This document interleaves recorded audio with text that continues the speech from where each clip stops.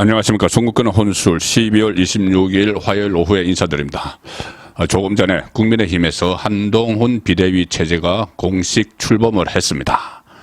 전국위원회가 오늘 오전에 투표를 했죠. 전국위원회는, 국민의힘 전국위원회는 전당대회를 대체하는 그런 기능을 가지는 기관입니다.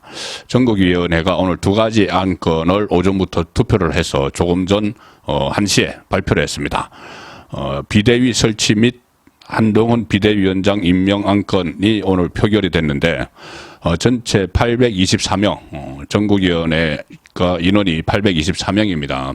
현역 국회의원, 시도당 위원장, 그리고 시도지사, 시도위원 이렇게 국민의힘의 중추가 되는 사람들이 이 전국위원회에 들어가 있죠. 그 인원이 824명인데 이 중에서 650명이 투표에 참여를 해서 전국위원회 투표에 참여를 해서 비대위 설치에 대한 이 찬반은 641명이 찬성을 했고 반대는 9명이었습니다. 그리고 650명 투표자 중에 한동훈 비대위원장 임명 찬반 여부를 묻는 투표에서는 627명, 압도적인 650명 중에 627명이 이 찬성표를 던졌고 반대는 23표, 23표에 그쳤습니다. 627표 대 23표. 압도적으로 힘을 실어줬다. 자, 이렇게 평가를 할 수가 있습니다. 잠시 후 3시에 한동훈 장관 취임식이 열리는데 한동훈 장관이 취임사에서 어떤 얘기를 할지는 그때 다시 전해드리기로 하고, 이제 비대위원들, 한동훈 비대위원장이 비대위원들을 지금 지난 주말 그리고 성탄절 연휴에 계속 여러 사람들을 만나서 접촉을 하고 의견도 듣고 한 걸로 알고 있는데, 비대위원들을 선임을 해서 29일쯤에 본격적으로 출범을 하게 됩니다. 아마 첫 회의를 열겠죠. 그리고 1월 1일에 현충원 참배를 시작으로 본격적인 활동을 하게 되는데, 어쨌든 한동훈 전 법무부 장관은 이제 이 시간부터 국민의힘 비대위원장이 됐습니다. 자, 비대위원장이 돼서 지금 여러 가지 일들이 앞으로 벌어질 텐데 저는 상당히 기대가 큽니다. 아마 새로운 정치를 선보이지 않겠느냐. 본인이 굳이 본인이 이야기했던 여의도 사투리 쓰지 않겠다, 5천만의 문법으로 이야기하겠다, 이 말을 굳이 들지 않더라도 지금까지 한동훈 장관은 정치권과 관계가 전혀 없었고 여의도 정치권과 관계가 없었습니다. 본인은 그전에 이 검찰에 있을 때부터 정치 사건을 여러 가지를 수사를 해왔고 또 지켜봐왔기 때문에 정치 경력이 한 20년 된다 이렇게 이야기했지만, 어쨌든 이 기존 제도 정치권, 여의도 정치와는 거리가 멀었죠. 그런데 집권 여당의 비대위원장, 그것도 총선 100일 앞두고 맡았기 때문에 상당히 보지 못했던, 지금까지 우리가 보지 못했던 그런 모습의 정당 활동, 당대표, 사실상 당대표로서의 정당 활동을 할 걸로 그렇게 기대가 됩니다. 지금 여러 사람들이 이야기하죠. 김건희 특검법이 1차 과제다 이렇게 이야기하는데, 저는 이 1차 허들은 무난히 뛰어넘을 걸로 예상을 합니다. 거의 본인이 이미 입장을 밝힌 바가 있죠. 이 법 적용에 있어서 예외일 수는 없다. 오늘 김건희 여사라도 예외일 수는 없다. 당연히 법 적용의 대상이 된다. 이것이 원론적인 이야기죠. 그런데 다만 이 김건희 특검법은 악법이다. 악법으로 규정을 했죠. 이 악법이기 때문에 그래도 악법이라도 법 적용의 예외는 없는데, 이 악법인 이유는 쭉 설명을 했습니다. 총선을 앞두고 완전히 기획되고 이 함정, 덫을 많이 깔아놓은 그런 법이기 때문에 악법이고, 자, 어쨌든 이 악법인데 국회 절차대로 하면 된다는 이야기를 했습니다. 국회 절차는 28일 표결을 하겠죠. 표결을 해서 다수당이 민주당이니까 통과를 하면은 헌법에 보장된 대통령의 고유 권한, 거부권, 재의결 요구권입니다. 거부권을 행사를 하고 그것이 다시 국회로 돌아가죠. 국회로 돌아가면은 3분의 2가 필요합니다. 이게 재의결이 되려면은, 그 3분의 2가 되면은 특검을 하는 것이고 3분의 2가 안 되면은 특검을 안 하는 거죠.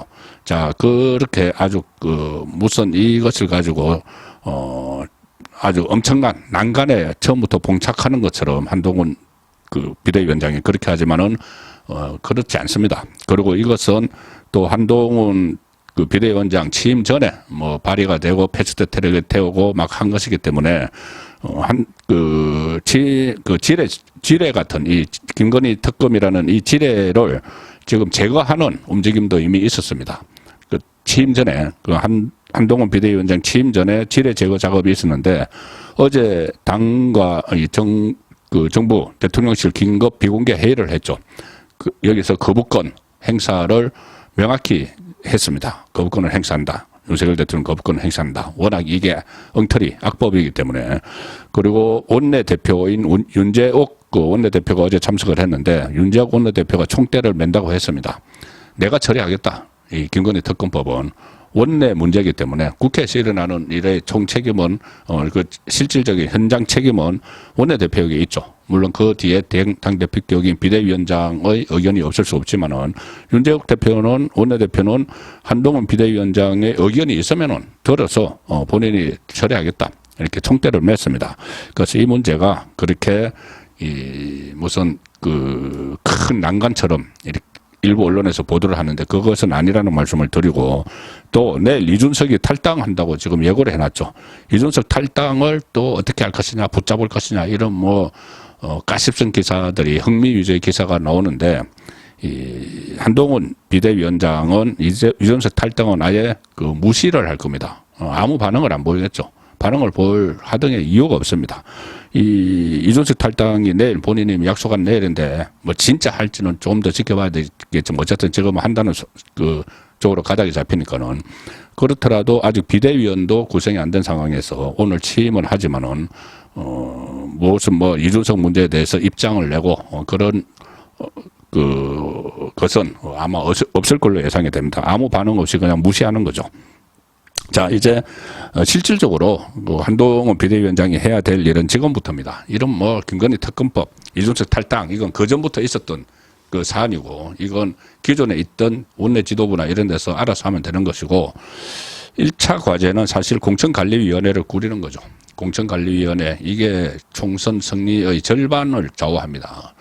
당은 당조상 1월 10일까지 꾸리게 돼 있는데 그때 이전에 시간도 촉박합니다. 그때 공천관리위원회를 제대로 꾸리는 게 가장 핵심적인 일이고 특히 지난번 두 번의 총선에서 정치인 이항구, 김형호 공천관리위원장이 사실상 선거를 망치는 그런 일이 있었기 때문에 이번에는 아마 비정치인이 발탁이 될 것이다. 공천관리위원장에 특히 한동훈 이 비대위원장이 새 정치, 새로운 기운을 지금 정당에 국민의힘에 불어넣기 위해서 이것을 맡았기 때문에 깜짝 놀랄 인물이 공천관리위원장으로 들어설 수도 있다. 그런 이야기도 나오고 있습니다.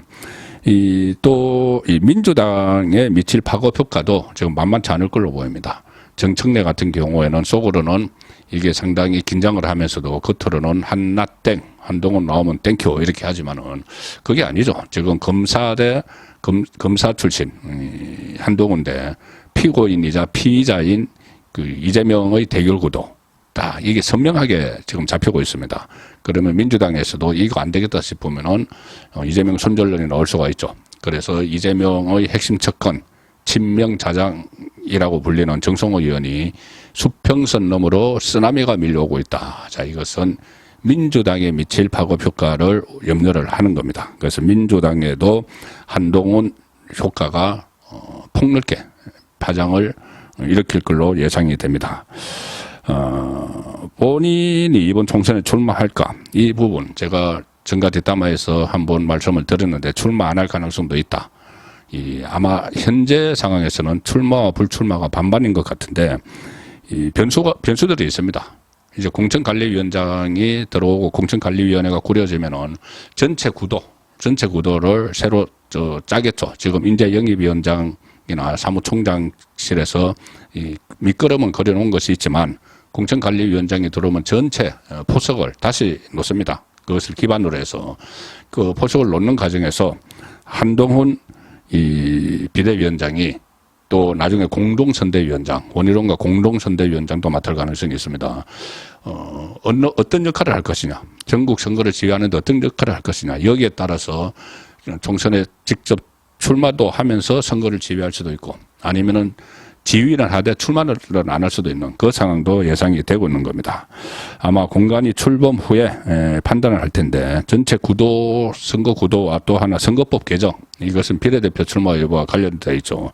선거법 개정 여부도 여기서 변수로 작용을 하게 됩니다. 어쨌든 여전히 이 금배치 다는 걸 시도하지 않고 뭐 총리직이나 아니면 당대표, 비대위가 끝나면 당대표 전당대회가 열리죠. 경선. 그쪽으로 가거나 아니면 비서실장, 용산 비서실장으로 가거나 여러 갈래 길이 한동훈 비대위원장 앞에는, 그러니까 비대위가 끝나고 나서 또 특히 비대위의 활동 결과로 총선에서 이기는 경우에 한해서 자기 대권과 관련해서 다양한 길이 열리게 됩니다. 그래서 대권 행보도 뭐 사실상 오늘부터 시작했다 이렇게 봐도 큰 무리는 없습니다.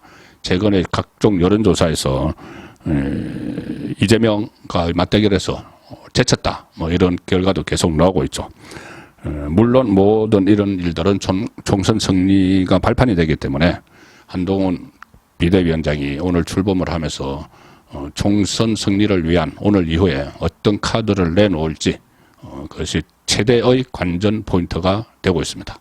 송국근의 혼술이었습니다.